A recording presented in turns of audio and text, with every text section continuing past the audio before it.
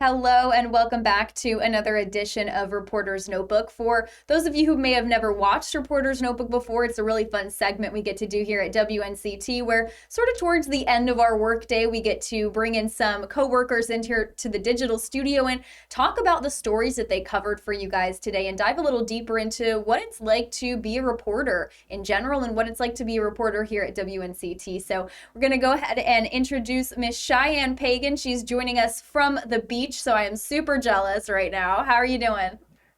You can't really complain too much when your office is the beach. I got to spend the day in Emerald Isle, and it's so beautiful outside today. The sky is blue.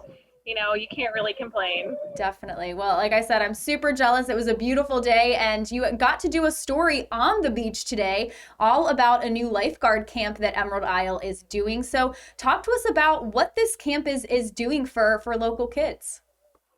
So basically, on Monday, the the junior lifeguard camp kicked off, and it's going on until tomorrow, and it's where kids like from the ages of 9 to 12 get to go out and experience what it's like to be a lifeguard as best they can, pretty much.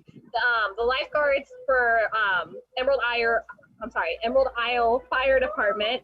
Ocean Rescue Team, they all team up and they teach these kids the importance of ocean safety.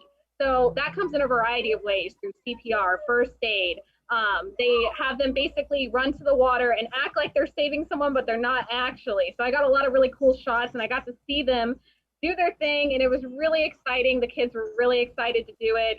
They were out there from 9 to 1.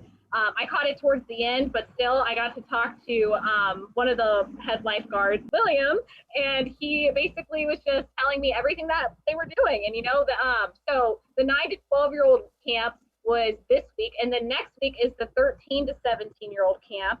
And so basically, their whole point is they want to train these kids, these young kids, and the older kids, what it's like to be a lifeguard. And eventually, with the kids that they train later on down the road, they'll have a pool of potential lifeguards that they can basically pull from and say, like, hey, you had this training when you were younger, try and come back and be a lifeguard for us eventually.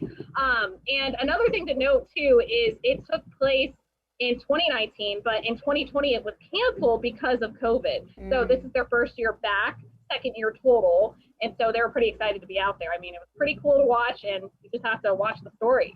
Definitely. And like you said, these kids are learning how to be lifeguards. And especially during summertime, when rip currents and conditions out on the water can be more severe, what a great way to, just teach kids about general water safety and ocean safety in general, what to look out for, what flags to spot, what general safety to know as well. So thank you so much, Cheyenne, for covering this story. I think this is a great opportunity for local kids to really just get out there, test the waters, as they say, and learn some safety, especially in these summer months as it gets more severe and as we head into, the brunt of hurricane season in September. So what a great idea this is. And then, like you said, there's going to be another camp next week for ages, I think you said 13 to 17. So be sure to check Cheyenne's story out. And Cheyenne, where can people go to check out more details, more information on this story?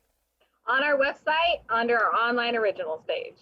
Awesome. Well, again, thank you so much, Cheyenne. I hope you enjoy the rest of your beach day as you're sitting outside in front of a coffee shop enjoying the beautiful weather. I hope you have a wonderful rest of your day. Thank you for joining us, and thank you guys for joining us for another edition of Reporter's Notebook.